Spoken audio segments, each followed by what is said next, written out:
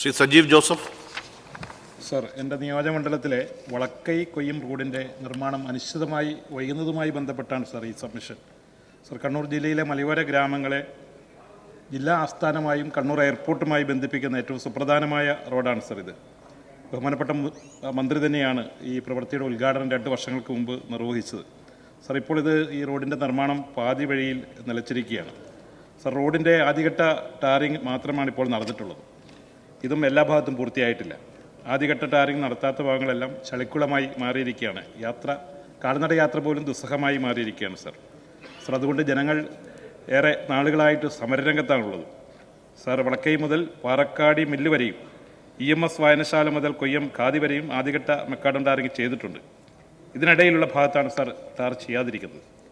കൊയ്യം ഖാദി മുതൽ വേളം വരെയുള്ള ഭാഗത്ത് നിലവിലുള്ള റോഡിന് മുകളിൽ റീടാറിങ് നടത്തുമെന്നാണ് എസ്റ്റിമേറ്റിൽ ഉണ്ടായിരുന്നത്. എന്നാൽ ഈ ഭാഗത്ത് ഓവുചാലുകൾ ഉൾപ്പെടെ പണിത് നിലവാരമുള്ള രീതിയിൽ നവീകരിക്കണമെന്ന ആവശ്യമായിരുന്നു. അങ്ങനെ എസ്റ്റിമേറ്റ് റിവൈസ് ചെയ്യുകയുണ്ടായി. 80 ലക്ഷം രൂപ അധികമായി വന്നിരിക്കുകയാണ്. ഈ തുക ലഭിക്കാത്തതുകൊണ്ടാണ് ഇപ്പോൾ നിർമ്മാണം നിലച്ചിരിക്കുന്നത്. സർ, 11.5 കോടിയുടെ എസ്റ്റിമേറ്റ് ആയിരുന്നു. പക്ഷേ കരാർ ഉറപ്പിച്ചത് 8.5 കോടി രൂപയാണ്. അപ്പോൾ പദ്ധതിക്ക് അനുവദിച്ച ബാക്കി തുക ഉപയോഗപ്പെടുത്താൻ സാധിക്കും സർ. സർ, ഈ പ്രപ്പോസൽ അടിയന്തരമായി അനുവദിച്ച് റോഡിൻ്റെ നിർമ്മാണം പൂർത്തിയാക്കി ജനങ്ങളുടെ ദുരിതത്തിന് പരിഹാരമുണ്ടാക്കണമെന്ന് ബഹുമാനപ്പെട്ട മന്ത്രിയോട് ഈ സബ്മിഷനോടെ അഭ്യർത്ഥിക്കുകയാണ്. ബഹുമാനപ്പെട്ട പൊതുമരാമത്ത് വിനോദസഞ്ചാര വകുപ്പ് മന്ത്രി. സർ, ഇരിക്കൂർ, തളിപ്പറമ്പ് നിയോജക മണ്ഡലങ്ങളിലായി വരുന്ന വളക്കൈ, കൊയ്യം, വേളം റോഡിൻ്റെ പ്രവൃത്തി പൂർത്തീകരിക്കുന്നതുമായി ബന്ധപ്പെട്ടാണ് ബഹുമാനപ്പെട്ട അംഗം ഈ സബ്മിഷൻ ഉന്നയിച്ചിട്ടുള്ളത്. ഇതിൻ്റെ ഭരണാനുമതി ലഭ്യമാക്കുന്ന വിഷയത്തിൽ ഉൾപ്പെടെ നേരത്തെ ഇടപെട്ടതാണ്.